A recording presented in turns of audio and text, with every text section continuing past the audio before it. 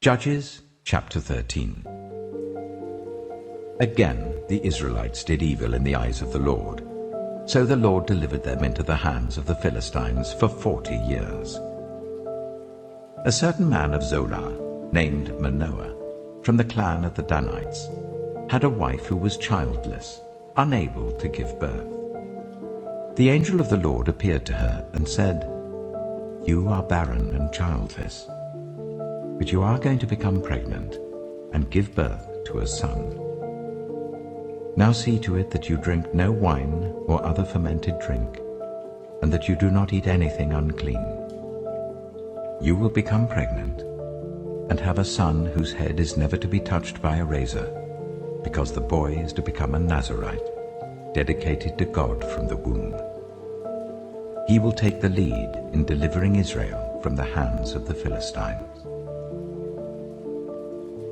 Then the woman went to her husband and told him, "A man of God came to me. He looked like an angel of God, very awesome. I didn't ask him where he came from, and he didn't tell me his name. But he said to me, 'You will become pregnant and have a son. Now then, drink no wine or other fermented drink, and do not eat anything unclean, because the boy will be a Nazirite of God from the womb until the day of his death.' Then Manoah prayed to the Lord, 'Pardon your servant, Lord. I beg you to let the man of God you sent to us come again to teach us how to bring up the boy who's to be born.' God heard Manoah, and the angel of God came again to the woman while she was out in the field. But her husband Manoah was not with her. The woman hurried to tell her husband, 'He's here, the man who appeared to me the other day.' Manoah got up and followed his wife. When he came to the man, he said, 'Are you the man who talked to my wife?' 'I am,' he said. So Manoah asked him, 'When your words are fulfilled, what is to be the rule that governs the boy's life and work?' The angel of the Lord answered, 'Your wife must do all that I have told her. She must not eat anything that comes from the grapevine, nor drink any wine or other fermented drink, nor eat anything unclean. She must do everything I have commanded her.' Manoah said to the angel of the Lord, 'We would like you to stay until we prepare a young goat for you.' The angel of the Lord replied, 'Even though you detain me, I will not eat any of your food. But if you prepare a burnt offering, offer it to the Lord.' Manoah did not realize that it was the angel of the Lord. Then Manoah inquired of the angel of the Lord, 'What is your name, so that we may honor you when your word comes true?' He replied, 'Why do you ask my name? It is beyond understanding.' Then Manoah took a young goat, together with the grain offering, and sacrificed it on a rock to the Lord.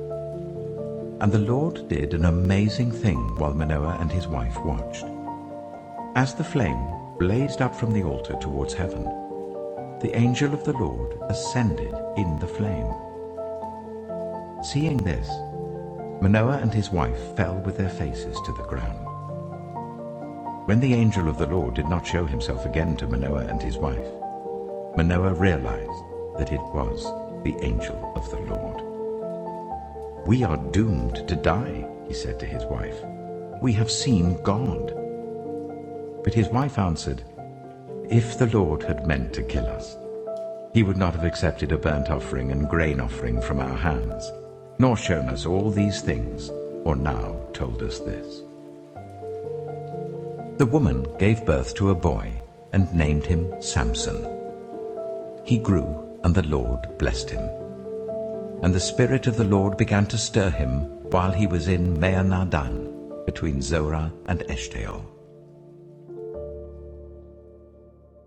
Judges chapter 14. Samson went down to Timnah and saw there a young Philistine woman. When he returned, he said to his father and mother, "I've seen a Philistine woman in Timnah. Now get her for me as my wife." His father and mother replied, Isn't there an acceptable woman among your relatives or among all our people? Must you go to the uncircumcised Philistines to get a wife?" But Samson said to his father, "Get her for me. She's the right one for me."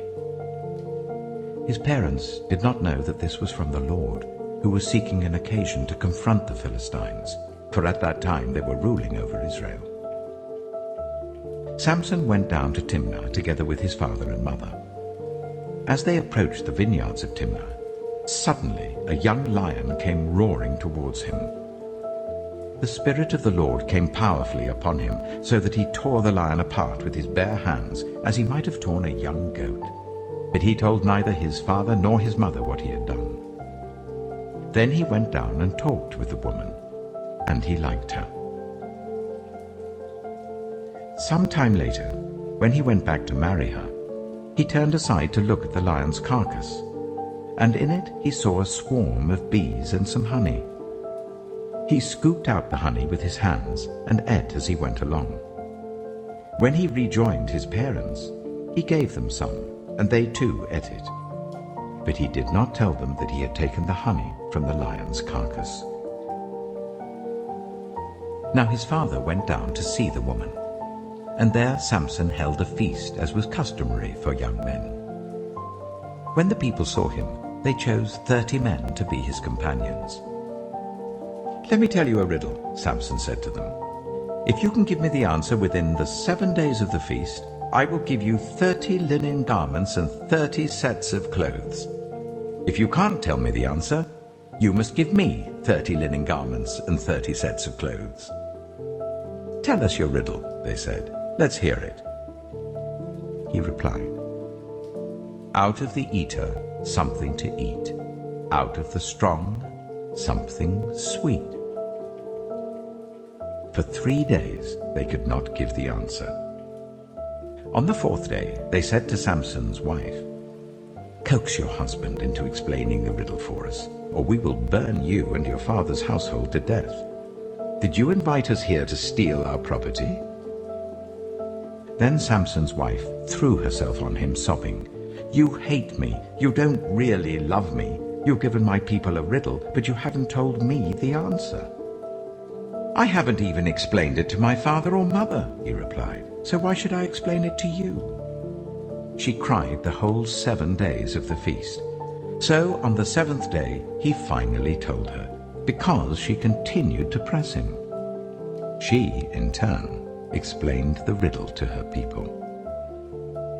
Before sunset on the 7th day, the men of the town said to him, "What is sweeter than honey? What is stronger than a lion?"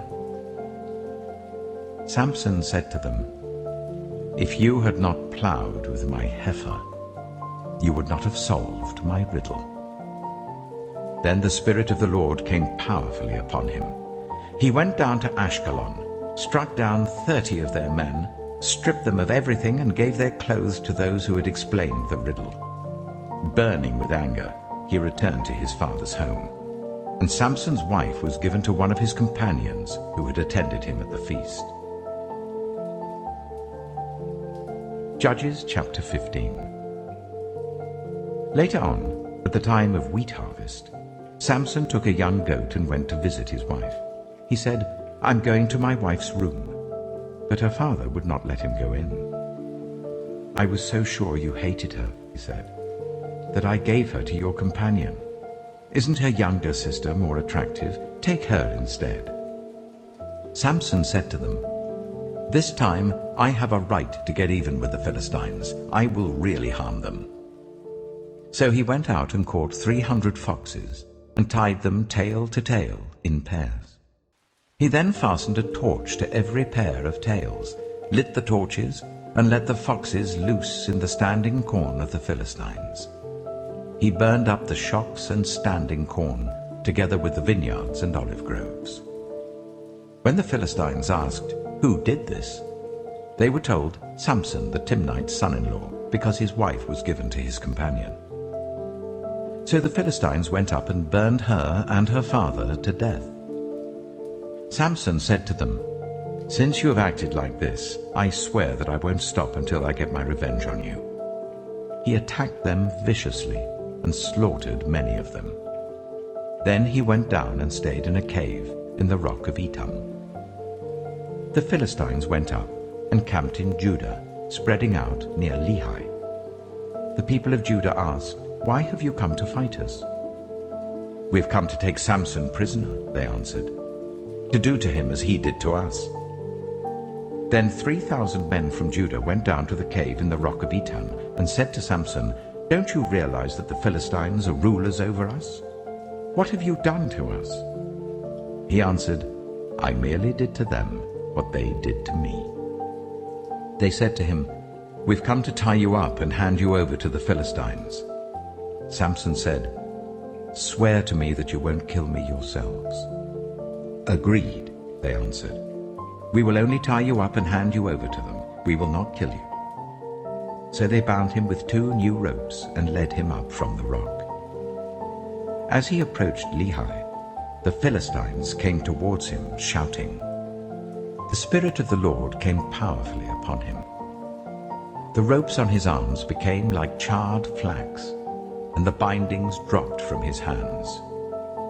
Finding a fresh jawbone of a donkey, he grabbed it and struck down 1,000 men. Then Samson said, "With a donkey's jawbone I have made donkeys of them. With a donkey's jawbone I have killed 1,000 men." When he finished speaking, he threw away the jawbone, and the place was called Ramath Lehi.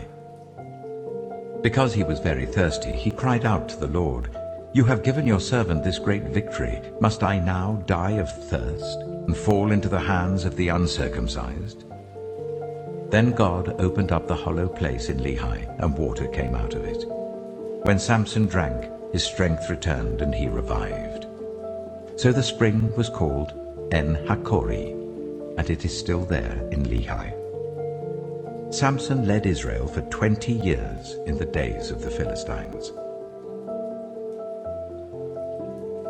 Judges chapter 16.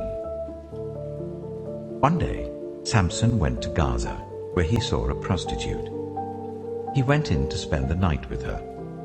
The people of Gaza were told, "Samson is here." So they surrounded the place and lay in wait for him all night at the city gate.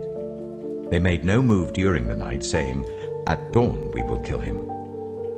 But Samson lay there only until the middle of the night.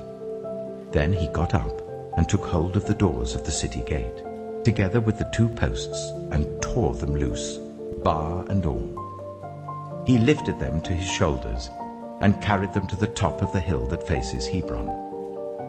Sometime later, he fell in love with a woman in the valley of Sorek, whose name was Delilah. The rulers of the Philistines went to her and said, "See if you can lure him into showing you the secret of his great strength, and how we can overpower him, so that we may tie him up and subdue him. Each one of us will give you 1,100 shekels of silver." So Delilah said to Samson, "Tell me the secret of your great strength, and how you can be tied up and subdued." Samson answered her, "If anyone ties me with 7 fresh bowstrings that have not been dried, I'll become as weak as any other man."